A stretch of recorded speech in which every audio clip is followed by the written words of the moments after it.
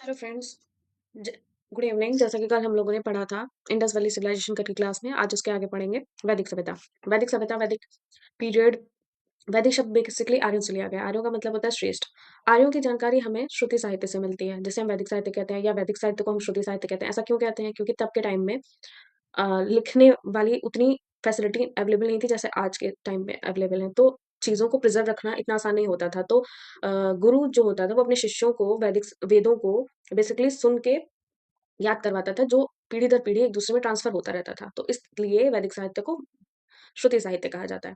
आगे बढ़ते हैं कि आर्य आर्यों का मूल निवास कहाँ था? वो भारत से ही थे या कहीं बाहर से आए थे?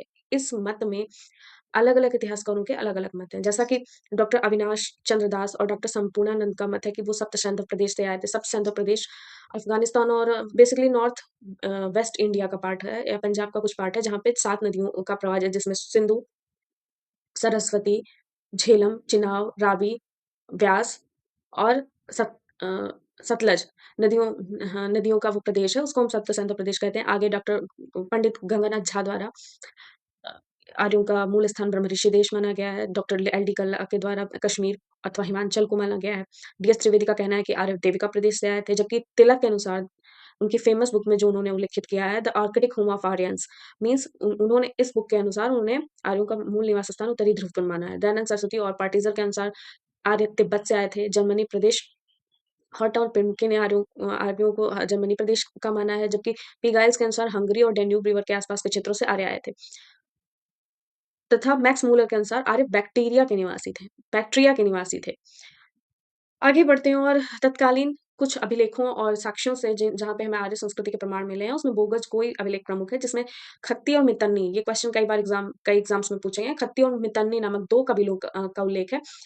और इसके अलावा वैदिक कई देवताओं जैसे इंद्र, वरुण, मित्र और नास्ति देवताओं का वर्णन है। इसमें ये महत्वपूर्ण बात है कि अग्नि, जो कि प्रमुख वैदिक देवताओं में से एक थे, उनका उल्लेख नहीं किया गया है।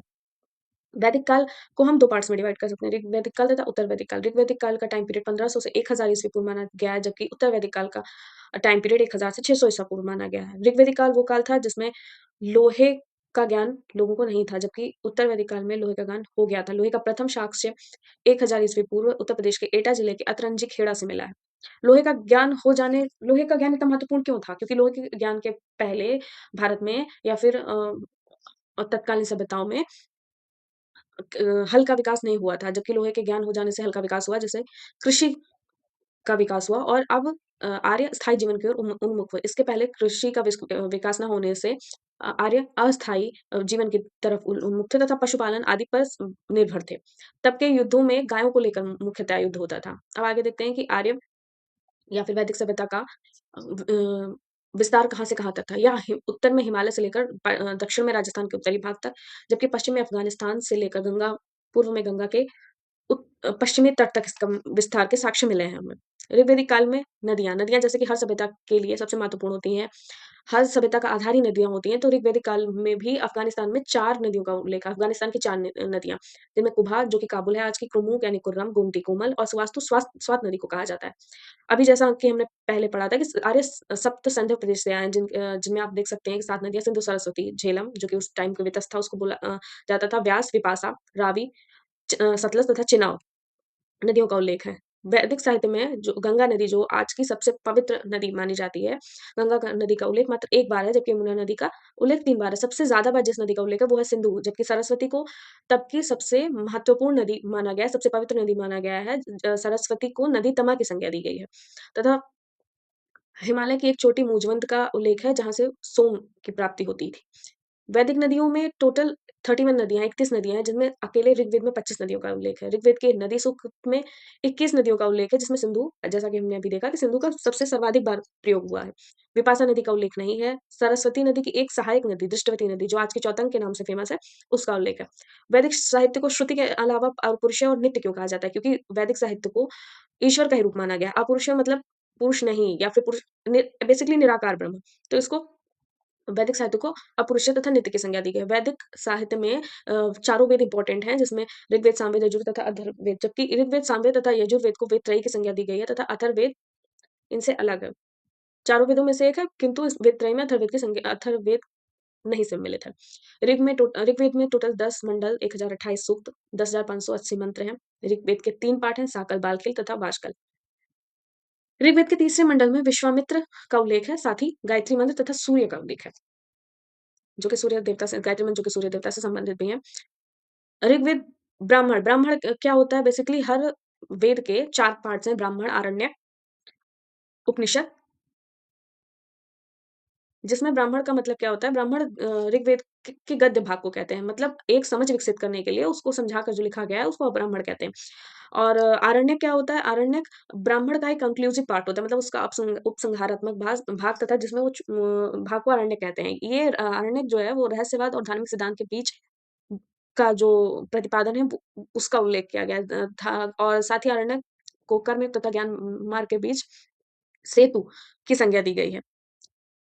तो ऋग्वेद के ब्राह्मण ब्राह्मण क्या है ऋग्वेद के ऐतरेय तथा कौशिकी 2 ब्राह्मण हैं ऋग्वेद के। कौशिकी को शंखायन ब्राह्मण भी कहा जाता है। ऐतरेय में राज्याभिषेक का उल्लेख है, सोमयज्ञ का उल्लेख है, शुनासिपाख्यान है तथा समुद्र का भी उल्लेख है। उसमें ऐसा बताया गया है कि जो तत्काल नदियाँ थी वो समुद्र में जाकर मिलती थी।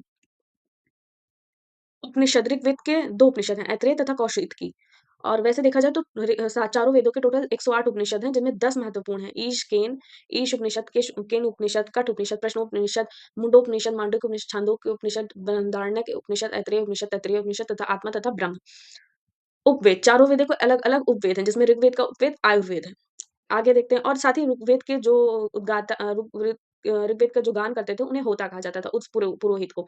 सामवेद के जो पुरोहित हैं, उनको उद्गाता कहा जाता है। सामवेद ही ऐसा वेद है, जिनको गायन शैली में प्रस्तुत किया जाता है। सामवेद में टोटल 1549 मंत्र हैं, जिसमें से 75 मंत्र केवल सामवेद के स्वयं के हैं, बाकी ऋग्वेद से लिए गए हैं। सामवेद के ब्राह्मणों में तांडव और जमनीय 2 प्रमुख हैं। ब्राह्मण को महाब्राह्मण या पंचविश भी कहा जाता है। ब्राह्मण का जो परिविष्ट है, उसे षड्विद ब्राह्मण कहते हैं और ये अद्भुत ब्राह्मण की भी संज्ञा इसे दी गई है। जमनीय ब्राह्मण में याज्ञिक कर्मकांडों का उल्लेख है। उपनिषद में 2 उपनिषद हैं, छांदोग्य उपनिषद मतलब सामवेद के 2 उपनिषद हैं, छांदोग्य उपनिषद तथा जमनीय उपनिषद। छांदोग्य उपनिषद सबसे पुराना उपनिषद है। इसमें देवकी पुत्र कृष्ण का पहली बार उल्लेख किया गया है, साथ ही साथ इसमें 3 आश्रम तीनों आश्रमों का उल्लेख है तथा उद्धारक आरुणीश और तथा उनके पुत्र श्वेतकेतु संवाद का उल्लेख है, जिसमें ब्रह्म तथा आत्मा की अभिन्नता के बारे में विचार-विमर्श किया है उन्होंने।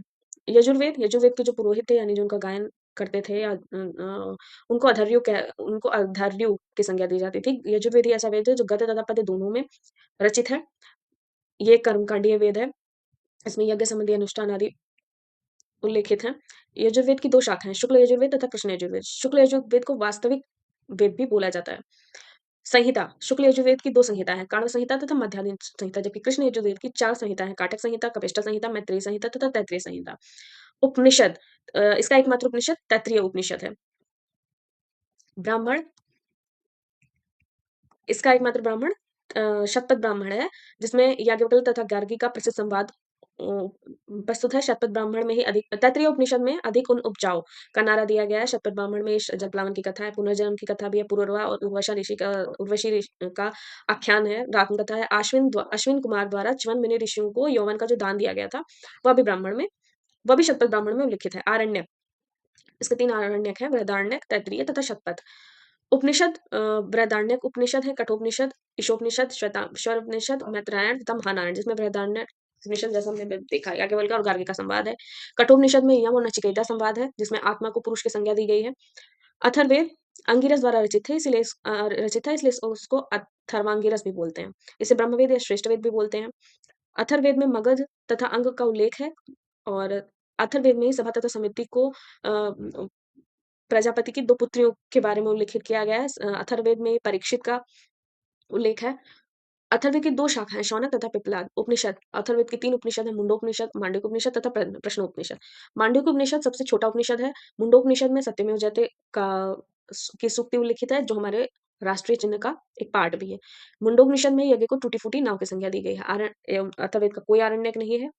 अब देखते हैं उपवेद, जैसा कि हमने देखा था ऋग्वेद का उपवेद आयुर्वेद है, सामवेद का उपवेद गंधर्व वेद है, यजुर्वेद का उपवेद धनुर्वेद है तथा अथर्ववेद का उपवेद शिलवेद है।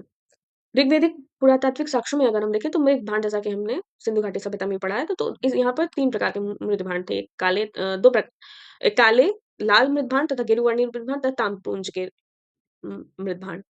चलिए आज यहीं तक देखते हैं, इसके आगे हम कल कंटिन्यू करेंगे। Thank you for